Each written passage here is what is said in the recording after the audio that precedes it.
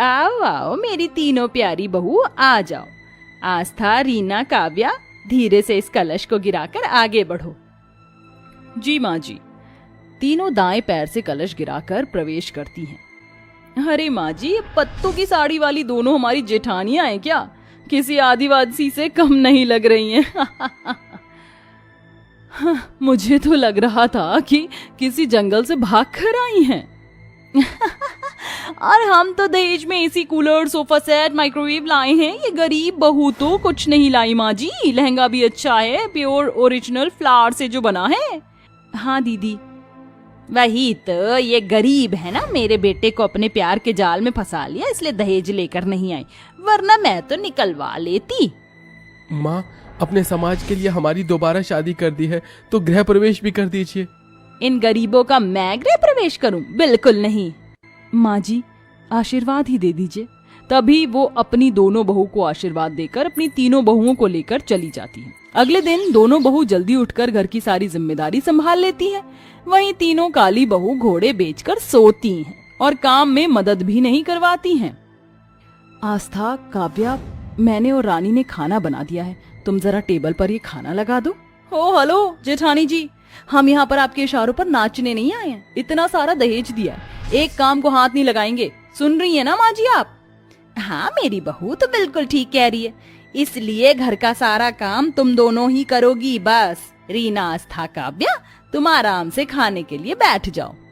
फिर दोनों गरीब बहू खाना लगा देती हैं, जिसके बाद सास और तीनों बहुएं मिलकर उनके बने खाने की बुराई करके खाना बीच में छोड़कर चली जाती हैं। वक्त गुजरता है, घर का सारा काम दोनों गरीब बहुएं ही करती हैं। बार बार अंजना उन्हें गरीबी और दहेज के ताने देती है, वहीं तीनों काली बहू को अपने सर पर चढ़ा कर रखती है, घर का कोई काम नहीं करने देती है। ऐसे ही एक दिन, अरे रानी दीदी, ये आप कैसा पोछा लगा रही हैं? इतना गंदा, दोबारा से साफ करिए। अगर मैं यहाँ से फिसल जाती तो आपको छोड़ती नहीं। ठीक है, अच्छा हुआ तूने कह दिया, वरना मैं इसे चमक देती। माँ जी, ये जगह साफ थी, फिर भी मैं दोबारा कर रही हूँ। आखिर आप हमारे दहेज न देने से इतना मनमुटाव मन में लेकर क्यों बैठी हैं? क्यों आप हमें अभी तक नहीं अपना पा रही हैं? जो करना है कर लो, मैं तुम्हारे साथ ऐसा ही व्यवहार रखूंगी। अपनी बहू को सुनाकर अंजना फिर चली जाती है। एक शाम सभी को पड़ोसन की पार्टी में जाना था, फिर तीनों बहू बहुत ज्यादा मेकअप करके तैयार हो जाती हैं। अरे वाह, आज मेरी तीनों बहुएं इतनी अच्छी लग रही कि क्या बताऊं। तुमने तो इन दोनों को भी फेल कर दिया है ना माँ जी? हम तीनों गोरे लग रहे ना, आखिर इतना अच्छा मेकअप जो किया है। अब चलिए। हम भी तैयार हो गए माँ जी। चलो, आ गई मुंह उठाकर।